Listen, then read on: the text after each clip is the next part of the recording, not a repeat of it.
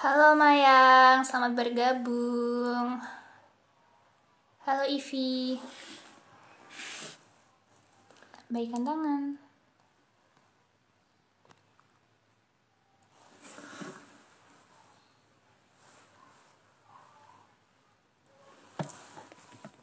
Halo Kak Isti, selamat datang di Zona Kampus Radik FM. Dari Kak Mayang nih, semangat ya. Terima kasih Kak Mayang. Nih, udah bergabung.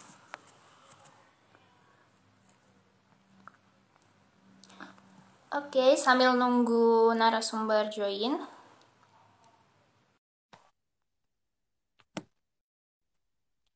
Oke, bentar. Oke. Halo Kak.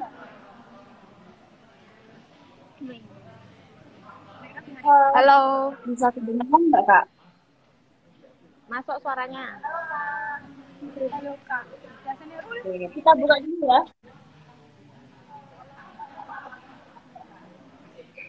Oke, Assalamualaikum warahmatullahi wabarakatuh. Halo Sobat Radit, di Zona Kampus kali ini bakal ditemenin sama Rahma. Dan dalam program kampus ini kita bakal bahas tentang salah satu program kampus Merdeka Kemendikbud, yaitu program kampus mengajar.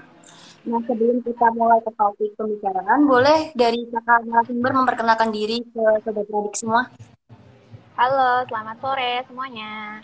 Perkenalkan, namaku Nurul Syawati, Prodi Ilmu Komunikasi UMS 2019. Halo, kenalin namaku Tiwi, Prodi Ilmu Komunikasi angkatan 2019 juga. Oke, sebelumnya kita kenalan dulu juga ya. Aku Noni dari Prodi Ilmu Komunikasi 2019. Dan aku Rahma dari Prodi Ilmu Komunikasi Angkatan 19 juga. Oke, langsung kita mulai ke pertanyaan pertama ya. Dengar kakak berdua ini saat ini lagi berpartisipasi dalam kampus mengajar. Sebenarnya kampus mengajar itu apa ya? Apa ya, Kak? Tolong dijelasin detail biar sobat adik itu paham. Oke, makasih Noni pertanyaannya. Jadi, kampus mengajar ini adalah salah satu program dari Kampus Merdeka yang memberikan kesempatan kepada mahasiswa nih untuk belajar dan mengembangkan diri melalui aktivitas di luar kampus. Nah, jadi aktivitasnya ini dengan mengajar bisa di SD atau SMP, terus kita kemudian membantu guru, terus dan masih banyak aktivitas lainnya kayak gitu yang dilaksanakan di program kampus mengajar ini. Nah, jadi kampus mengajar itu kita bantunya bukan hanya ngajar kayak di kelas gitu aja, jadi kita juga bantu adaptasi teknologi, kita bantu administrasi di sekolahan, kayak misal buat surat-surat apa, proposal apa, kayak gitu. Jadi nggak saklek cuma ngajar aja. Oke, terima kasih Kak jawabannya. Nah, di program Kemendikbud itu sendiri kan ada beberapa program Kak, seperti magang, ada pertukaran pelajar. Nah, dari tiap-tiap program itu apa sih yang menjadi pembedanya? Nah, kalau pembeda dengan program kampus mengajar ini dengan program-program yang lain, kalau kampus mengajar ini kan kita diterjunnya di sekolah ya, jadi kita menyasar siswa-siswa SD dan SMP, kita membantu pemerataan pendidikan di Indonesia kayak gitu. Nah, kalau misal ada studi independen, ada penelitian, ada magang, dan ada pertukaran pelajar, nah itu juga punya program masing-masing, kayak misal magang. Nah, itu magang di perusahaan-perusahaan yang udah disediain oleh kampus Merdeka kayak gitu. Jadi beberapa perusahaan itu nanti bekerja sama kampus Merdeka, dan mereka itu kayak buka rekrutmen kayak gitu. Nah, kalau studi independen itu nanti juga mahasiswa itu kayak pertukaran pelajar kayak gitu, misal dari UMS ke Makassar atau UMS ke daerah yang lain seperti itu. Oke, sebenarnya menarik sekali ya program ini. Dan alasan kenapa kakak mau banget ikutan program ini tuh apa, Kak? Oke, jadi kenapa pengen ya? Terus yang pertama itu karena jadi pusat pembicaraan di mahasiswa, tentunya yang program kampus Merdeka ini, jadi kan banyak programnya, terus jadi trending, terus aku biasanya itu kepoin Instagramnya dulu nih, kepoin Instagram kampus Merdeka, kemudian ketemu nih yang cocok sama aku, yaitu kampus mengajar, terus teman-teman juga apa ya? bicarain tentang kampus mengajar ini. Jadi terus kemudian coba-coba daftar, ya udah terus lihat benefitnya, terus apa ya, kayak mempertimbangkan langsung aja buat daftar kayak gitu. Sebenarnya kalau ditanya motivasi ikut tuh kayak kita ya udah kayak kita tahu programnya, kita kepo terus coba-coba ternyata lolos kayak gitu. Jadi ya berjalan kayak gitu aja kebetulan gitu. Oke. Nah, menurut Kak Nurul sama Kak Tiwi itu sendiri, benefit dari mengikuti program kampus mengajar ini apa sih, Kak? Sebenarnya kalau benefit yang kita tahu itu yang pertama kita dapat konversi 20 SKS, tapi itu nggak di semua prodi berlaku 20 SKS sama ya. Jadi tergantung kebijakan prodi masing-masing kayak gitu. Kalau di Ilkom sendiri itu masih abu-abu. Jadi dari prodi itu masih belum ada kejelasan terkait matkul apa aja yang bisa dikonversi kayak gitu. Jadi kita masih ya udah jalani dulu aja. Nanti kalau ada kabar ya kita tinggal ngikutin kayak gitu. Itu benefit yang pertama. Kemudian yang kedua kita dapat bantuan SKS. Bantuan SKS itu maksimal senilai 2.400.000 ya. Iya, bantuan pendidikan seperti itu. Nah, di luar itu semua kita dapat ini sih, mengasah soft skill sama keterampilan kita ngajar, keterampilan kita buat mecahin masalah, dan keterampilan kita buat bersosialisasi dengan masyarakat luar kayak gitu. Kalau boleh tahu nih Kak, sistematika pendaftaran mengajar ini kita tahu buat atau kita tahun depan mau daftar di kampus mengajar. Oke, untuk sistem pendaftaran ini agak berbeda ya sama sistem-sistem lainnya. Jadi kayak ketika kita daftar di website Kampus Merdeka itu, nanti kita bikin akun nih. Nah, yang membedakan ketika bikin akun ini, kita disuruh mencantumkan NIK. Jadi NIK nomor kakak itu sama IPK. Jadi IPK itu kita harus valid. Jadi IPK yang sebenarnya punya kita. Jadi udah harus valid. Terus kemudian kita daftar biasa kayak misalnya nama, terus email, terus kemudian alamat, terus universitas kayak gitu. Itu kayak bikin akun biasa. Kemudian setelah berhasil login di website Kampus Merdekanya ini, nanti kita ada banyak program, kita pilih yang kampus mengajar. Nah, kemudian nanti ketika kita udah buka kampus mengajar, nanti ada kolom upload sendiri. Iya, sih. kolom upload sendiri, berkas-berkas yang harus diupload. Iya, ada berkas-berkas yang harus diupload. Kayak gitu aja sih untuk sistematika pendaftarannya.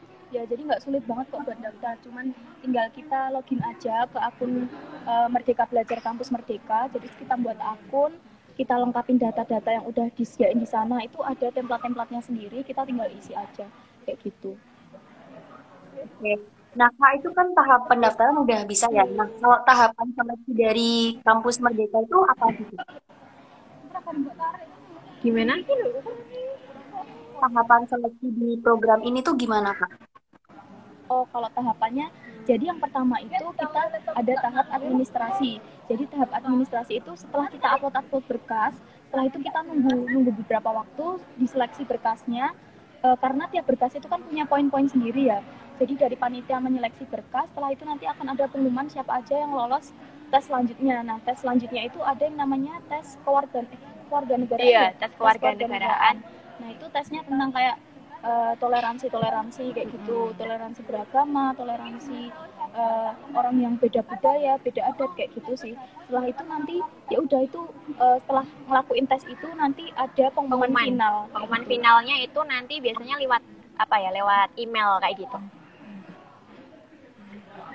Untuk durasi kegiatannya ini berapa lama? Apakah beda-beda atau bisa ditentukan sendiri? Untuk lama durasinya program kampus mengajar ini, kita dulu mulai pembekalan bulan Juli. Bulan Juli itu kita udah mulai pembekalan, habis pengumuman terus kita pembekalan. Kemudian sampai hari ini itu udah memasuki minggu ke-8. Itu artinya udah 2 bulan, dan terakhir itu nanti penarikan tanggal 17 Desember. Jadi sekitar hampir 6 bulan plus sama pembekalan. Iya, sekitar hampir 6 bulanan kayak gitu. Lama juga ya, Kak, berarti ya. Nah, ya, untuk Kak dan Nurul itu sendiri kan program kampus mengajar kan udah ongoing banget nih. Kak Tiwi sama Kak Nurul ditempatin di sekolah mana sih, Kak? Kalau boleh tahu? Iya.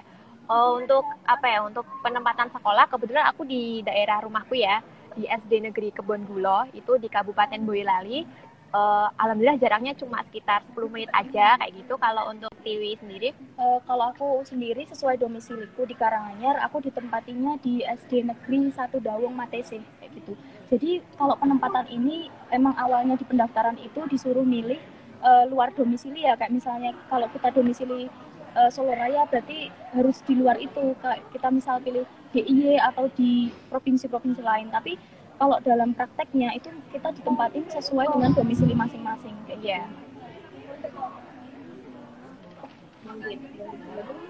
Kalau boleh share dong Kak kegiatan apa aja yang lagi dijalani saat ini di Jogja. Kalau kriteria khusus dalam pemilihan sekolah itu awal setelah kita pengumuman kan biasanya di website MBKM itu sudah ada plot-plotan sendiri, misal Nurul ditempatin di mana, aku di mana kayak gitu ya. Tapi setelah kayak ada pengumuman dari panitia, misalnya sekolah sasaran itu bukan sembarang sekolah, kayak misal sekolah dengan kriteria yang memiliki akreditasi B atau C kayak gitu. Jadi kan aku awalnya ditempatin di sekolah yang punya akreditasi A. Habis itu aku harus ngajuin pindah nih. Aku harus ngajuin pindah ke SD yang akreditasinya B atau C kayak gitu. Nah, untuk di program ini kan kakak ditempatin di tiap-tiap sekolah nih. Nah, itu kita memberikan pelajaran tentang pendidikan formal atau ada pelajaran yang lain? Gimana? Kak Nurul sama Kak Tiwi kan ditempatin di tiap-tiap sekolah nih. Iya. Itu mengajarkan pendidikan formal atau juga ada tambahan pelajaran yang lain? Oh, jadi yang kita ajarkan di sekolah ini nggak cuma materi pembelajaran kayak misalnya bahasa Indonesia atau matematika, itu enggak ya. Jadi kita di sini kayak bikin program kayak misalnya aku sendiri bikin program bimbingan belajar di luar jam pelajaran gitu. Jadi kayak aku izin kelurahan buat pinjem balai desa. Nah, itu aku bikin program bimbingan belajar di luar sekolahan. Kemudian pembelajarannya juga nggak cuma kita nerangin di depan kelas, tapi juga kita pakai kuis atau pakai permainan atau pakai tugas kelompok kayak gitu. Kalau dari aku sendiri ini sih, karena kan 1 minggu ini udah simulasi PTM, jadi tahu gimana kondisi siswa yang sebenarnya. Nah, mungkin dampak dari pandemi juga, jadi banyak siswa yang belum bisa baca kayak gitu. Jadi aku sama teman-teman satu kelompokku tuh punya inisiatif buat ngadain intensif membaca. Jadi kita bareng sama teman-teman, sama adik-adik yang belum bisa membaca kayak gitu, kita ngadain kelas khusus buat latihan membaca. Karena kan emang sayang banget ya kalau di usia adik-adik yang misalnya kayak kelas 5, kelas 4 kayak gitu yang belum bisa membaca kayak gitu sih. Oke Kak, sebelum masuk ke pertanyaan selanjutnya, ini ada pertanyaan dari Sobat Reddit dengan username @sarah_zahrawi. Nah, ada pertanyaan, itu ada pengajuan wawancara nggak? Dan itu wawancaranya ada yang pakai bahasa Inggris apa enggak Kak? Bisa dijawab? Jadi untuk tahapannya itu sebenarnya nggak ada wawancara ya. Jadi ketika kita daftar program kampus mengajar ini, kita login di Kampus Merdeka websitenya. Terus kemudian kita ikuti aja kayak pendataan, misalnya berkas-berkasnya kita masukin aja semuanya, jangan sampai terlewat.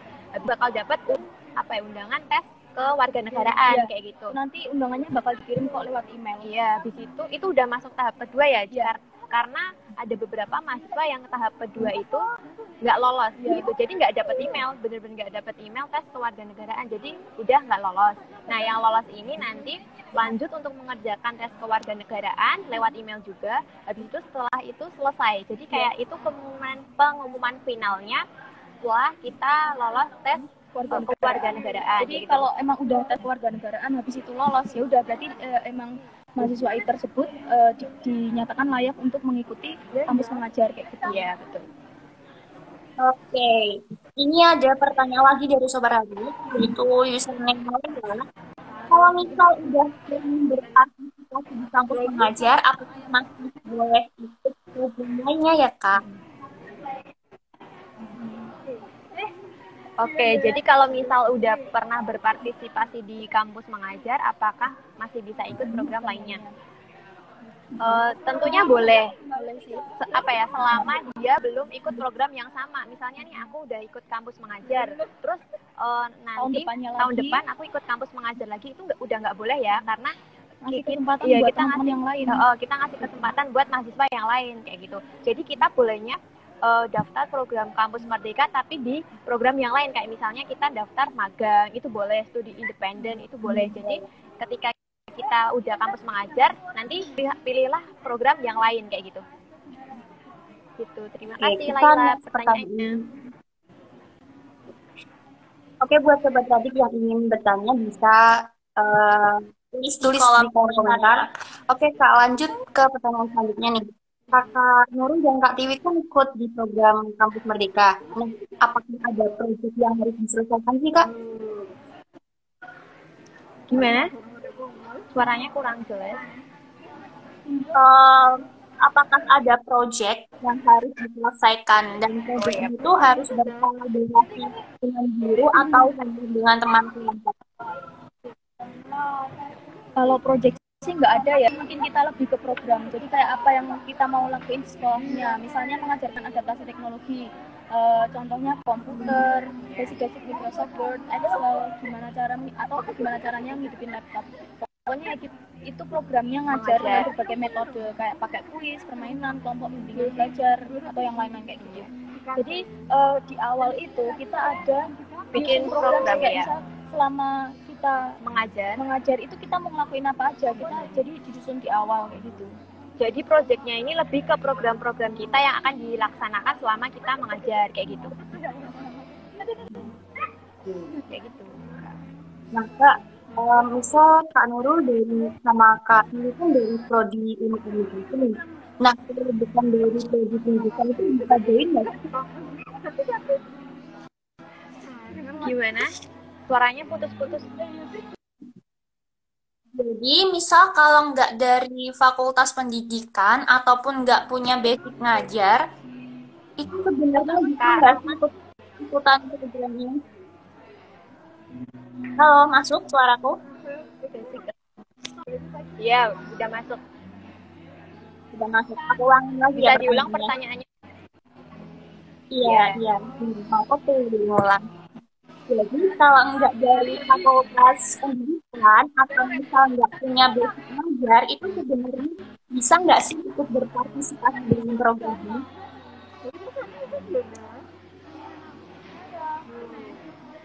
Kalau dari basic sendiri ya, sebenarnya dari persyaratan untuk mendaftar itu kita nggak harus berlatar belakang kayak prodinya harus dari FIP atau dari pendidikan atau yang lainnya. Jadi di semua prodi itu boleh ikut serta kayak gitu. Tapi mungkin nanti agak kesulitan ya kayak pas kita ngajar itu kayak kita masih bingung gimana metode yang tepat buat ngadepin siswa yang misalnya susah buat konsentrasi kayak gitu ya. Jadi kalau kita kan ya harus otodidak dan belajar mandiri, atau kita juga bisa tanya-tanya ke teman-teman basicnya pendidikan kayak gitu. Jadi nanti kita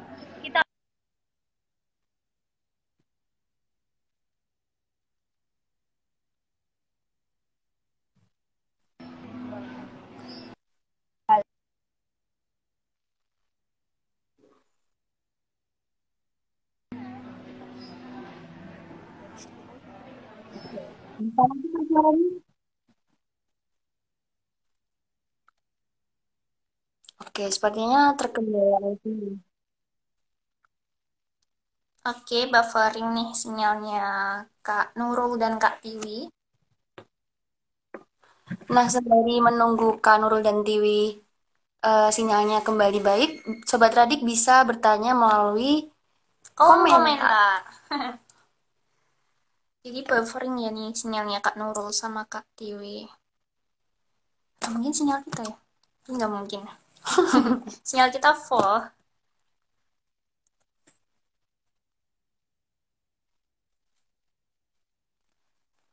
Oke, jadi ini Sobat Adik masih di sini kan? Atau sinyal kita yang rusak? Halo Kak Nurul.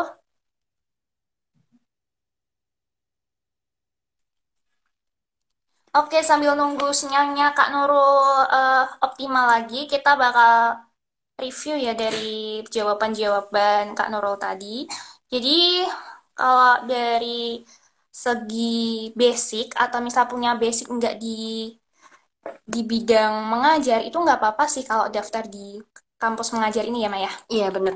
Dan dari pengalaman Kak Tiwi dan Kak Nurul tadi, dari program pemerintah kampus mengajar ini tuh banyak banget manfaatnya. Jadi buat sobat Radik nih, untuk tahun depan bisa dicoba join. Jadi program ini tuh nggak cuma kampus mengajar aja, jadi ada magang, ada pertukaran pelajar gitu. Oke, ini Kak Nurul join. narasumbernya join lagi ya.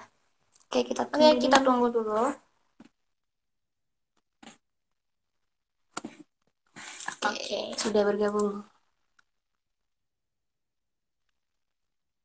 Sepertinya sinyalnya masih belum baik nih Kak Nurul. Belum optimal.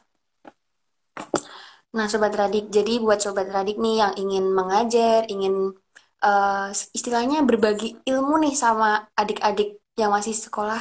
Oke, bentar. Halo Kak Nurul.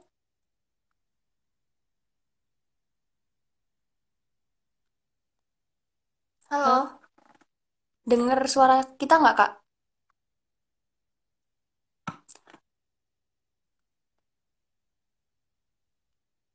Aduh. Halo Kak Nurul.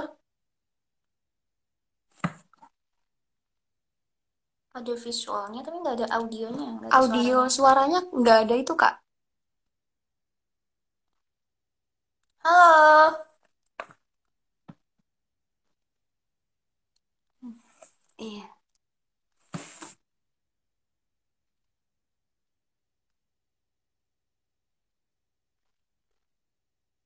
Maaf Kak, suaranya dari Kak Nurul sama Kak Tiwi nggak bisa masuk.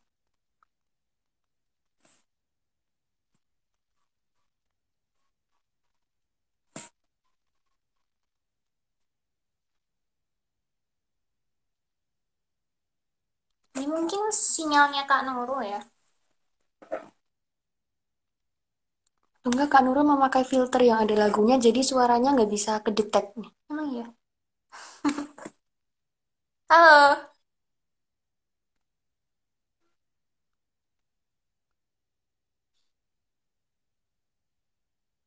Oke, kita tunggu lagi ya. Sambil nunggu kita review lagi. Apa nih, Mah? Kira-kira apa ya? Oke, dari program kampus mengajar itu sebenarnya kita nggak cuma mengajarkan tentang matematika, bahasa Indonesia, tapi itu kita juga memberi pelajaran tentang apa tadi, Non? Teknologi dan juga menciptakan suatu kegiatan yang seru seperti kuis, bermain. Jadi itu benar-benar bermanfaat dan seru nih. Oke, bentar. Join lagi nih, nggak kedengeran. Kedengeran saya.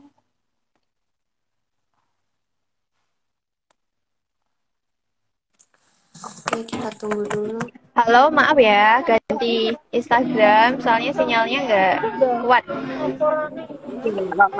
Suara kita udah kedengeran suaranya? Halo? Oke, udah. Oke, Kak, lanjut ke pertanyaan ya. Duka dari Kak Nurul sama Kak Tiwi ikut program kampus mengajar ini apa sih, Kak? Untuk benefit ya? Duka. Apa? Gimana? Duka Kak dan Kak Nurul. Oh, suka duka. Oke. Suka dukanya mungkin dari kita beda-beda ya, karena penempatan sekolahnya juga beda. Kalau aku sendiri mungkin ketemu banyak orang ya, tentunya dengan latar belakang yang berbeda, apalagi ketemu guru-guru yang mengajar, terus ketemu teman-teman juga dari beda kampus. Jadi kan kita di sini satu tim itu beda-beda kampus semua, jadi kita saling berbagi pengalaman, berbagi ide kayak gitu. Itu benar-benar hal yang bikin aku suka kayak gitu. Terus kita juga dilatih kerjasama, dan alhamdulillah kita bisa kerjasama bareng. Itu sukanya ya. Kalau untuk dukanya mungkin ketika mengajari itu siswanya tuh banyak yang kayak masih nakal-nakal gitulah, kayak anak SD kan biasa kayak gitu, masih nakal-nakal, terus kayak masih dikasih tahu masih acuh kayak gitu, masih pokoknya nggak peduli kayak gitu.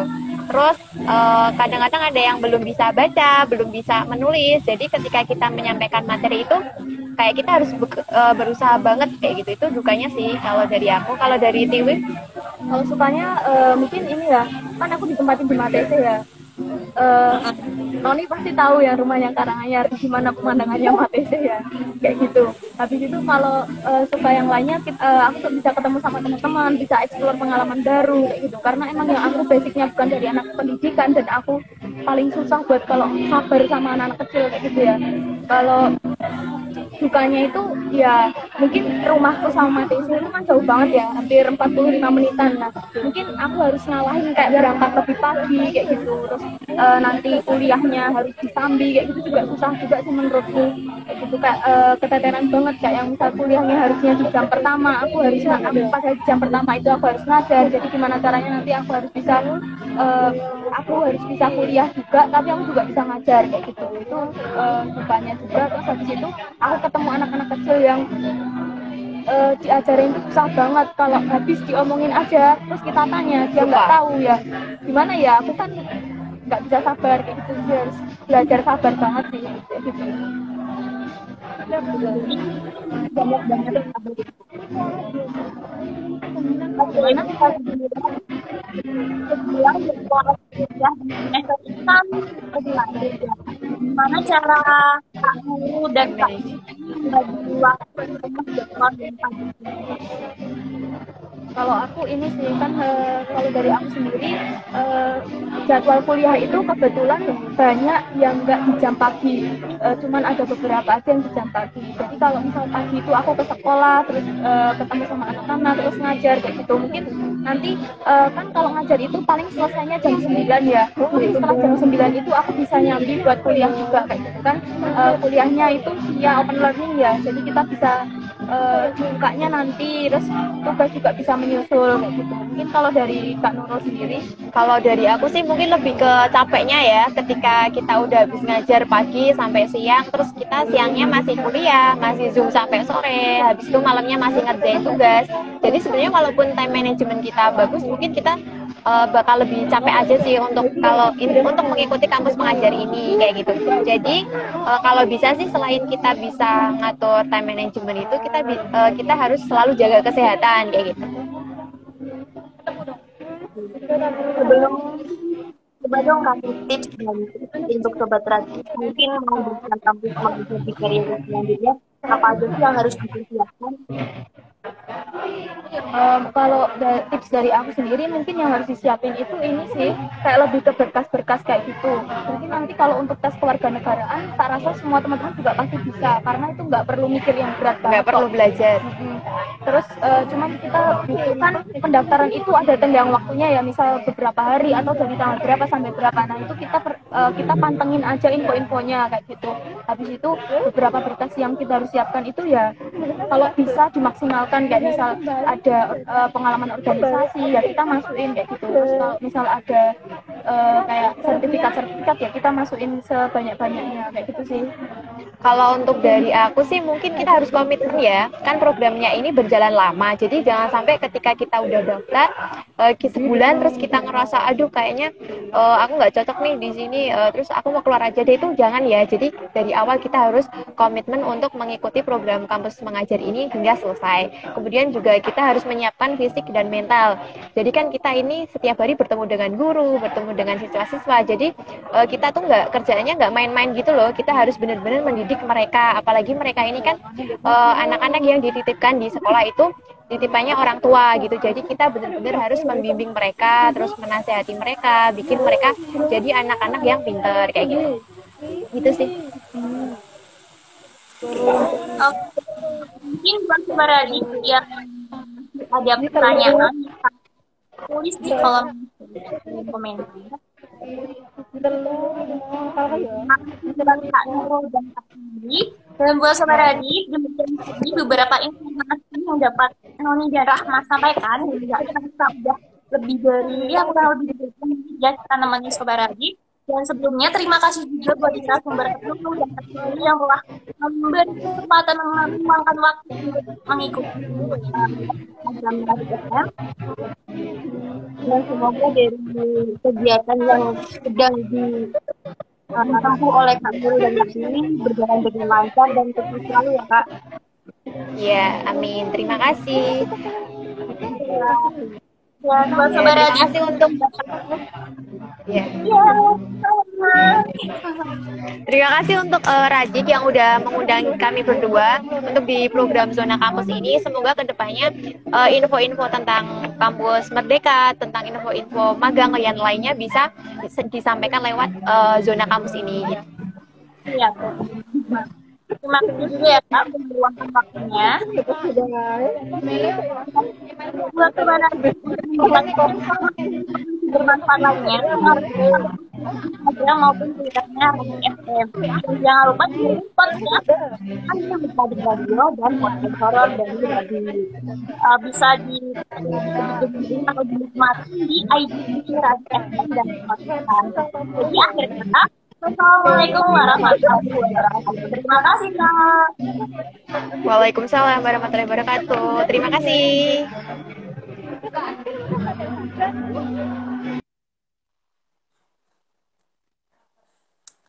Dadah Sobat Radi, sampai jumpa.